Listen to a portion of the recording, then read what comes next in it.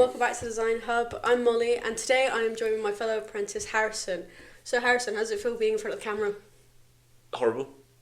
I'm not good in front of the camera. I'm always behind it, and then I get to do editing and stuff. But now I have to edit myself, and I'm not looking forward to it. Well, you do all the editing, and you also do all the social media. I do. Why don't you tell our listeners and our viewers a little bit about your background? Right. So I, for a long time, didn't know what I wanted to do, and then I was doing physics at college, and then after my first year I dropped out because it wasn't working. I just didn't enjoy it, and it was just too much. So I then did 1 year of graphic design and fell in love with it. And so within 1 year of doing it at college, I was like, that's what I want to do at uni, because I didn't know I wanted to go to uni for a long time. So I was like, right, I'll do that, and then did it at uni, went to University of Portsmouth, did that, and yeah, now I'm here. Now I'm here able to utilise what I learned in my degree and use it for our marketing and comms here at the IED. Nice. And what actually made you apply for this apprenticeship in the first place? It looked like a great opportunity to get stuck in. I think a lot of recent graduate roles are such an entry level into marketing or graphic design that you just don't get to do a lot. You don't get a lot of responsibility. Whereas here, I've been given the keys to be able to run our social media and thrown in at the deep end. Well, thrown in at the deep end, but I get to properly contribute and have it as almost like my baby and my project. And I obviously have to listen somewhat to rules and regulations, but no, those are just there for decoration, I heard. Yeah. And did you always see yourself going down a route like this, or is this something that kind of like came out the blue and was very unexpected? Well, with the ID, I didn't. I'll be honest. Before the ID, I didn't really. Well, it's probably because I wasn't in the engineering space, but I didn't even compute that engineering registration was a thing. Yeah. But obviously now being part of the ID for however long it is now. How long have we been? Oh God, we've been here for September. going on 10 months now. God. I know. But yeah, then being here now, it's like you obviously learn what we do here, and you're like, no, it makes complete sense. Yeah. Because I was in a webinar sort of call earlier, and someone was talking about what it's so ingrained in sort of accounting that you're a registered accountant, and people have it in their sort of company names. And you're like, oh yeah, that makes sense, but then people don't realise it with engineering as well. So I think it's it's. Now that we've been here for this long, I feel really defensive and like really on board with what we're doing. And I'm like, no, you need a registration. Yeah, very encouraging to anyone. And then that's what it's like with like trying to push it out on social media. It's like, no, get one. Yes, it is good. It is very good. Yeah. No, because I'll also be honest, I hadn't heard of the IED before I came here. No. And I did engineering at university. I did materials, and it was one of those things where I definitely saw some of the other institutions' names.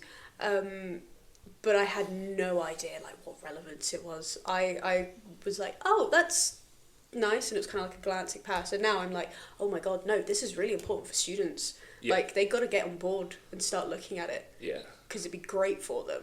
Yeah. Well, it's like you said, even like you were aware of some of the others. Like, I know we've both gone to events, and people talk about other institutions, and then they're like, oh, you're an option as well, and we're like, yeah, we're an option, and we do this, and this, and then the people are like, oh yeah. And I think we've heard it before of like people are like, oh, what do you do differently? And we're like, well, a lot of the same, but we do this, and like, oh my God, that's amazing. Yeah. That's or maybe I'll get involved with you as well. So I think that's why like your job, for example, is like really important, because social media broadens the net, and at least broadens our reach, doesn't it? Yeah, especially with the way we're trying to go and reach out to the younger audience. I think obviously you're going to get a lot of interaction on LinkedIn, and that's with existing professionals, existing members, and that's great. We love that. It's amazing. We love interacting with them, everyone there. But I think we're trying to reach out to this young generation of engineers, be like, no, registration is a thing. it's great for you, like, because the universities, and so there are a lot of the universities that we accredit, they also communicate with their students about the importance of it. Yeah, definitely. But I think a lot of students probably just hear that and it just goes over their head. So I think it's good for us to be able to communicate outside of just a lecture theatre, that reiterate what they're saying, and it'd be like both us and like their lecturers coming together and be like pushing it out and go, you need it. Have it. Just take it. Even if they just joined as a student member. Yeah. Because even, like, for example, with us, it's free, isn't it? Yeah, so free. they can join, and they don't necessarily have to upgrade to membership, but at least they've got like one foot in the door, and they are aware of that kind of world within the engineering sector, aren't they? Yeah, so we're like, hopefully while it's free, they get to see the benefits, and then once they've graduated, they can be like, no, it's worth it. Yeah. That's the goal. I hope. Yeah. So we mentioned that we've been here 10 months, right? That's long. Longer than I thought. It doesn't feel like 10 months. How did you feel on your first day versus now? Terrified. I think because it was my coming out of uni, I then didn't go into an office job because it was such a competitive field, sort of marketing and graphic design. I did just a delivery drive for a year, and then found this, and it was a great opportunity. But it was my first experience in office working and true professional working. So I think from that regard, I was just terrified. But I think now that the idea, everyone's so welcoming and amazing, that it's just been really good to be able to just feel part of a team, and yeah, it's been really good. I don't know about you. I was so terrified of my first day, because technically I've worked other jobs before. I was a waitress, I worked as a cleaner, and then I kind of took a step up to be like working in an office, and I say that this is my first like big girl job, even though I am 5'6", I feel very short. But I was definitely like, I don't know how the environment's going to be. Obviously it's new people, I don't know how the system works, whether or not there's already like established relationships, and to be honest, I think that's the same in any new job you start, isn't it? Oh yeah. Regardless of the role. But I'm like, oh, wonderful, everyone's in. I love to see everyone. Yeah, and it's always, everyone here is just so nice. I think that's something that as two young apprentices, I feel like we've both really appreciated. Everyone's been so welcoming and so like even if we have questions, like that, there's the saying, there's no stupid questions, and safe to say I've asked a lot of stupid questions, but they've taken it in their stride, and I love the fact that we now feel like properly part of the team. Yeah, I think we are. I think we contribute. We contribute well, and like you said, like they respect us and we respect them, and I think it works really well. Yeah, and what has your favourite thing been so far that you've worked on or done or gone to? So many options. I think overall, like the social media is my main project that I've been part of and contributed with. So that's just been really nice, developing that and seeing progress of interactions and feedback from members as well. Yeah. But also then going to events. I'm terrible at public things and that sort of thing, but they are enjoyable because you do get to talk to people about the ID, which, like we said before, I feel, passionate about being part of the ID now. So being able to talk to other people about it, as terrifying as it is rewarding and nice, and at the end of the day it's nice. Yeah, no, I get that. I think interacting with our members is definitely, in any shape, form, way that we do it, is always really nice, because then I feel like we're part of that kind of community now. Definitely. We've definitely, especially on social media, we've definitely developed the kind of community that I think is welcoming to new people. Well, it's like, and also we go to our House of Commons event that you helped organise recently. Subtle flex. You're going to like event with a bunch of fellows who are people who have been a part of the institution for a long time, and you're getting not all of them, but you have quite a handful of them now that's like recognise us as well, not just the existing people of the team before us, but they're recognising us. So that's really nice being there, going to that, being like, no, people are even long-standing members are recognising us as part of the team, as a key part of the team as well now, which is just really good. Yeah, it was really nice to see everyone that I've like met or worked with at that fellows reception. Yeah. It was very nice to see that a lot of people enjoyed themselves, and I'm very happy that we were able to. Well, I'm very happy that we were able to provide that for them. Yeah. You know, we've come in on the 80th year, and we're part of this like big celebration, and it's very nice to be able to celebrate with people that are clearly also passionate about what we do and being part of our institution. Yeah, it's interesting. Yeah. What would you say a typical day at the IED looks like for you, if there is one? Lots of talking about food. Yeah, gotta admit, our office conversations on our breaks. That, but yeah, just I think it's quite good to just get my head down and working on whatever I've decided I'm working on that day, and there'll be a multitude of things because I can't work on one thing for 8 hours straight. But because we have such a great office dynamic, we have the ability to work for a while, and then someone will mention something, and you can have like a quick 5-10 minute chat, and then get back to what you're doing. So I think it's breaks up the day really well, and you know some days it'll be long, but it's really nice to have that office dynamic where I can work, like I said, on whatever I'm doing for the day, whether it be social media stuff or other projects, and take little breaks, and then just get back to it and refresh the mind. Yeah, no, I like that about our office. There's opportunities to just kind of relax a little bit. Yeah. And then you feel a lot more comfortable going back in, because then you know you've had that mental break, and then you can like go back and kind of like lock in and focus. Yeah, definitely. I think like everyone's so like very similar interest, food again. But like we have these things to talk about, and it just it's all quite, despite some of the age differences, all quite similar. Yeah, definitely. When I say age difference, just us and them. We're younger. That's the only. 22 and 23. Although you won't be 20. I can see the grey hairs already, mate. Would you say that there are any like particular tasks or challenges that you found difficult? I mean, like I would go back to like the events. It's those sorts of things where you're starting a new job, and it's something I didn't even think about when I was applying and finally got accepted. But it's just putting myself outside of my comfort zone and just doing those sorts of things, and it's learning from it. Because everything, like all those sorts of things, are just learning experiences that will help me in the future, no matter what I do. So yeah. Don't worry, I knew when because my first show was the October after we started. You did one like over 2 weeks in, didn't you? Yeah, and I was just there, and luckily we had some great volunteers who were members, and they joined us. It was great, and I had the support of Linda, which was also amazing, because I definitely think I was telling people possibly the wrong thing, just sort of handing leaflets out, going, just read this, it'll be fine. Yeah. And and on the first day I struggled. I was like, that was the definition of the deep end. I was scrambling to pick up any information I could from any of our volunteers or Linda, and then by day 2 I was a little bit better.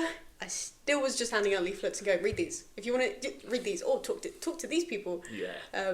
But then I just did one recently, Smart Manufacturing Week, and I felt so much more comfortable a few months down the line talking to people about our registrations and our memberships, and telling them to get involved in the stuff we offer. Well, we were told when we were like to outsiders what we do can be like, because I've tried to explain it to my mates, and they'll be like, I'll tell them who I work for, and they're like, so you're an engineer? I'm like, no, I'm not the engineer, but we do X, Y, and Z. Yeah. And they're like, right. So to outsiders, it's kind of we were told, it might be like that for a while, but then like a few months down the line, it'll click and be like, oh, that's what we do. And I think we've both gotten through that stage of, we know what we do now, so it's actually gotten a lot easier to talk to people at events about what we do. It's fine. I had to explain to my parents what I do the other day, 10 months in, and they still didn't know. They knew I worked in an office, and that I'm not an engineer, but they were just like, so what exactly do you do? And I was like, right. Something to do with engineers. Yeah. That's all you need to know, really. Yeah. Honestly, the confusion that people see when is just very interesting. Yeah. And would you say that there are any like skills or that you've developed that you didn't necessarily think that you were going to develop, or you have but have gone further? I've definitely further developed my professional in terms of design work, because I sort of did my degree in it and then sort of had a year out not doing it, so I sort of had to jump back into it and then use different tools and learn different things and then develop it further, and not just do a brief that was given to me by a uni lecturer. I've got a live thing that's running 24/7, so developing that with like new skills, but also then project management, because we've got projects on the go, but also managing it with that. So time management and then just overall skill, I think, are the two things that I've probably learned the most in terms of my professional. Yeah, I definitely think the project management skills are up there for me. Yeah, well, we've both been given a lot. We've given some projects to do, haven't we? So it's been. Yeah, but it's nice to be busy, isn't it? Well, then it's nice to be given that responsibility. Yeah, I feel like there's faith in us. Yeah, they put trust in us to be like, no, that they can handle that. Joke's on them. That is an actual joke if our boss is listening. I think for me it would probably have to be, I think communication. Yes. I like talking a lot. That will be no secret to anyone that's either met me or knows me. But I definitely think communication in a more professional setting is definitely something I've adapted to very quickly.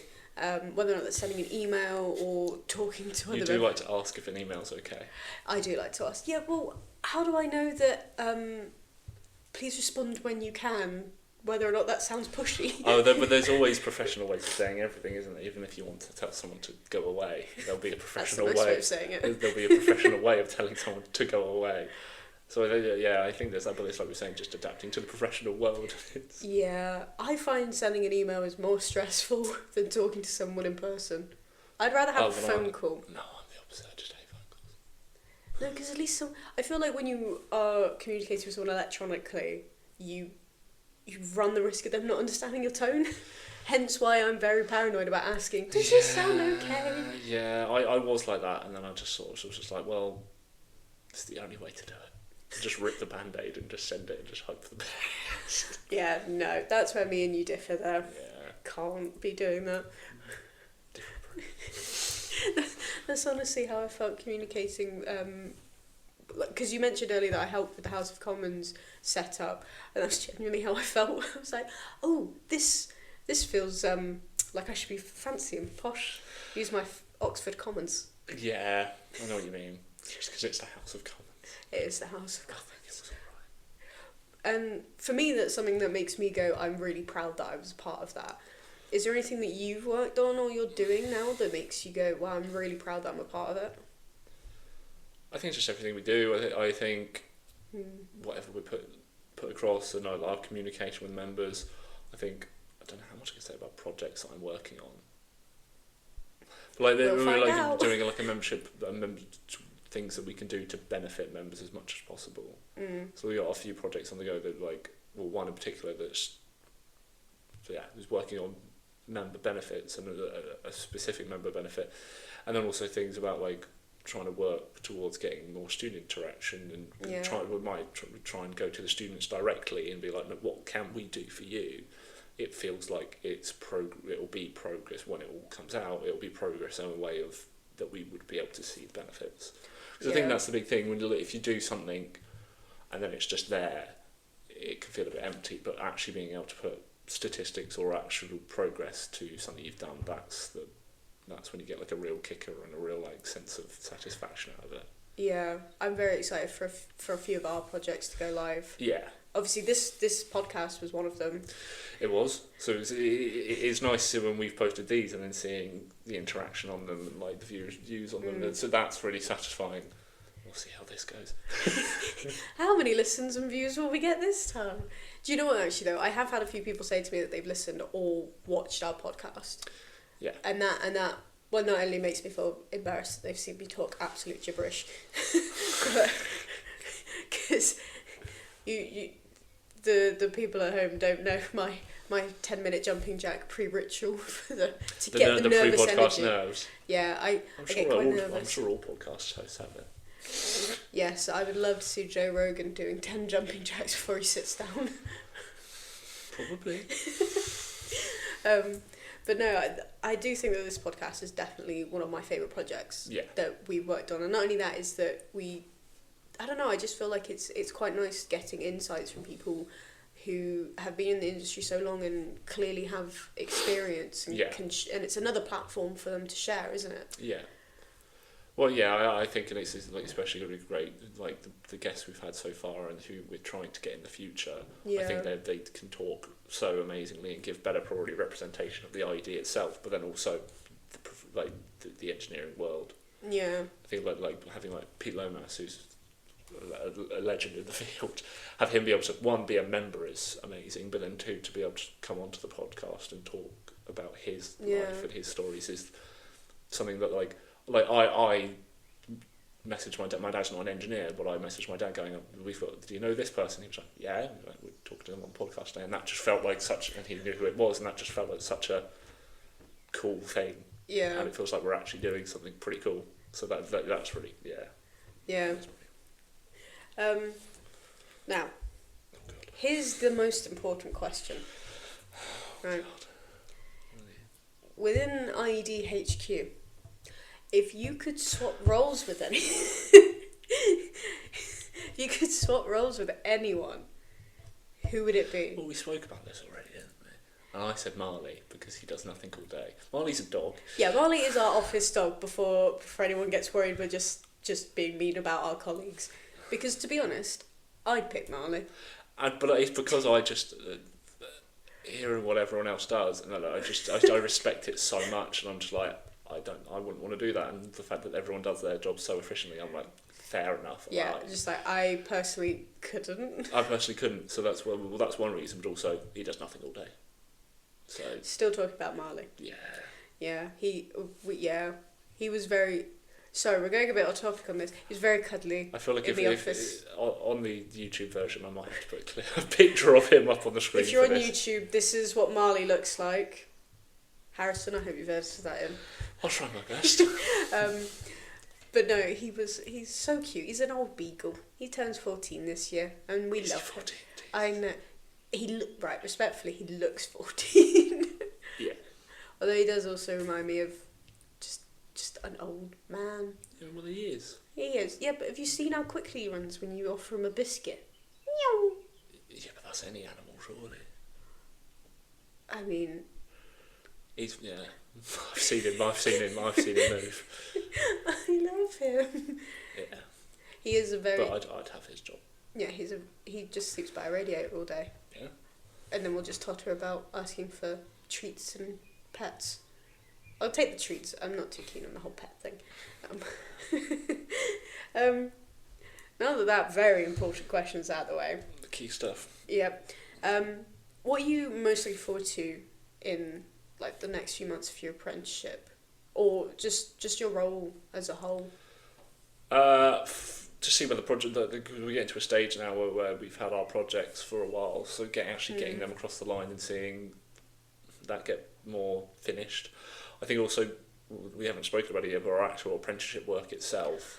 Yeah. So actually getting and doing finishing off the project work for that, but then also, as much as it is terrifying to do the endpoint assessment, the idea in my head, actually starting to do that sort of stuff and finishing up the apprenticeship as a whole, because our work at the ID has been amazing, and sometimes it feels like I'm not an apprentice at all, because we have such important, we have big roles in the industry. And then I remember, I have apprenticeship work to do. So I think actually being able to finish that and get that done hopefully is the distinction. That I'm looking forward to getting it done just to get it done. But also it's been quite a cool thing to do. Yeah, I think the people who, on our apprenticeship side of things, like Leslie and Lewis and Sarah and Max, they're our coaches in the apprenticeship world, and just in case you're wondering, we do the apprenticeship we're on is a level 3 business admin qualification, but everyone on the apprentice side of things have been so not only welcoming but also like really supportive in everything we've done. They've been amazing. Yeah. And I'm very much looking forward to the endpoint assessment, so I can say I've done it. Yeah, and I think that they've done really well in like explaining it all to us and like not downplaying it because it's obviously a big deal, but like making it feel a lot better than it is. Less scary. Less scary. That's because endpoint assessment is this big. Yeah, it sounds quite terrifying. And it's this 3-stage program, and I'm like, okay, I'll be ready when it comes round to it, and I'll just get it done. Yeah. Sounds so final. Oh my god. Right, not going to have an existential crisis about that right now. No, it's later date. And after the apprenticeship is finished, do you have any like personal like career goals that you might want to pursue? I think it'd be amazing to see if there's further opportunities in like to do courses still. Like I know that we're level 3, but is there a level 4? There's level 5, I believe there's level 6. 4, 5 and 6, and 7 is like a master's. Yeah, so maybe we're like expanding that and seeing what there is and what it could do for us. That's quite cool because I know I have a degree and technically a level 3 is below that, but it's another thing to have in my qualifications. Yeah. So you can go to someone maybe outside the ID in the future and go, I have this, and then it actually counts as it's not just. It's almost like it's a professional registration. To be like, I can do subtle plug. I'd love to be like, I can do this. So and probably stay within that. I think just but also keep expanding my design skills because it's something that I do also do in my spare time as well. Just designing things because it's been so ingrained in my brain over the past 5 or 6 years. Yeah. So I think those things just keep, and that's overall is basically just keep learning because. I mean, let's be honest. Learning is my favourite thing, and that's why I prefer doing. Because I did go to uni, but I realised it wasn't for me. Yeah. And an apprenticeship has definitely shown me that this is probably my preferred way forward. Yeah. Because because while I'm learning, I'm also learning not only about the company, but I'm also learning about the business fundamentals. Yeah. Yeah. It's not just an academical thing. You're actually learning while doing. Because I too, I never thought I'd go to uni because I didn't like school that much. Yeah. So I think apprenticeship is a great way forwards. So I know I finished my degree, but just doing it in the way we've been doing, where you're learning while doing, it's just been such an amazing thing. Yeah, and even though there is a test at the end, I know that it's multiple choice. Yeah, it is multiple choice, and I think that I don't know why, but in my head there is a lot less pressure on this apprenticeship exam. Obviously, we'll both be trying our hardest. Absolutely. But it's not like rigorous testing as it was. It doesn't feel like GCSEs or A-levels. Exactly. Yeah. But also we get the no, it's not an option, but we have the other 2 elements, which is a presentation and an interview. And for me personally, I am much better at talking to people than I am writing things down. Yeah, I'm not, but also... But the idea of it being one-to-one and also about a project that I've been doing for 6, 7, 8 months, I know the ins and outs of it pretty much. So it's sort of one of those things where, like, to begin with, I was like, 15 minutes and then 15 minutes of questions. I was like, oh, no, half an hour.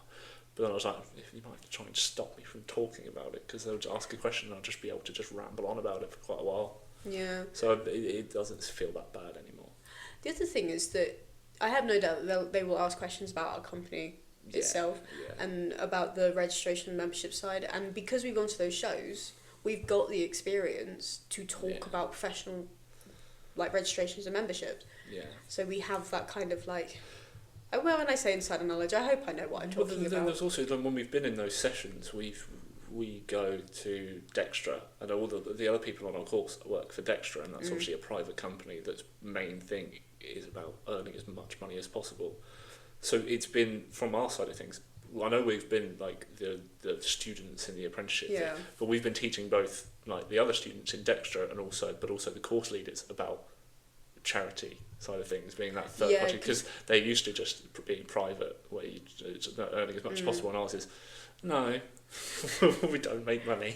No. So it's just about it's been cool bringing our again, feeling part of the ID and being able to bring our side of our company, our institution to the table and being like, well, this is how we do it. And this is something you've not heard about, and this is something we can teach you. It's an alien thought, not making money. And is there one thing you still want to like try or maybe achieve before we finish our apprenticeship? I don't know, because I think we've been sort of given the opportunity to do quite a lot of things and like be in quite a few different environments. So I've been I think we've been great at experiencing new things. So I think it's hard. I don't know. I don't know if you have anything, but I think for me, I still want to connect with more of our members. Yeah. Because that's not.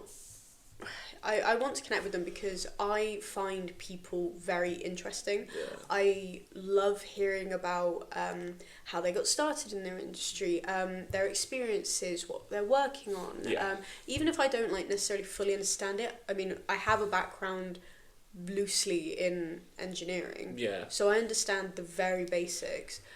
But even if I don't necessarily understand it fully, I like when someone explains what they're working on or why they're doing it and their motives. And I think every member that we have in all of the broad industries that we work with, be that mechanical, civil, nuclear, everyone's got a story. And I think it's really nice to just meet those members and be like, you're part of with us. Well, that I guess is then, I guess later on, because it's sort of CSR 80th, and one of the things we're doing is those case studies, and we're collecting all those case studies. I think when we get around to doing something with that later on in this year, I think that'll be really cool to probably look through it and be able to talk about it both in-house and be able to post things around on our different pages and social pages and whatnot. I think be able to do something like that and actually be able to be like, oh, wow, they've done that, and actually look at what our members have done and be like, oh, we're part of it. Yeah, and I think with the 80th case studies, I'm very excited to see all the different types of people that we have within our membership. I think that will be really interesting to see, because let's be honest, we have people from all walks of life. We have people all over the world. We have people once again working in different industries. Yeah, and for also the duration of which they've been living, working. Oh yeah, in that industry. On so many different things throughout a 30, 40, 50 year career. Yeah, and I think with a career like that, if someone were to ask you like, what's your favourite project, you're not going to be able to... Oh god, yeah, no. I mean, I find that harder, and I've only been working here for 10 months. Yeah. And there's so many things that I could pick. Some of the members would have had such big projects and such projects that have made such an impact globally, and maybe gone under the radar, that hopefully we can then just shout about and actually show off our members, which would be amazing. I think that'd be brilliant. Yeah. Well, that's all the questions I have. Oh god. Do you have anything you want to say to our listeners and viewers, or any questions you'd like to... I have no questions. Thank you. Thank You're more God. prepared than I am. I have... If you're listening to this on Spotify, I do have a piece of paper with the questions in front of me, and if you're watching on YouTube, no, I don't. Yeah. Well, I think we'll leave it there then. Yeah. Thank you so much for sitting in front of the camera. I know you're... Never again. Never again. Much prefer to be sat behind it, and I hope you have fun editing this. I will.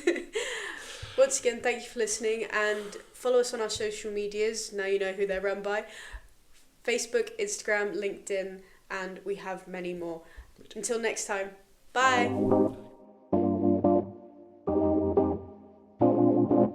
Bye.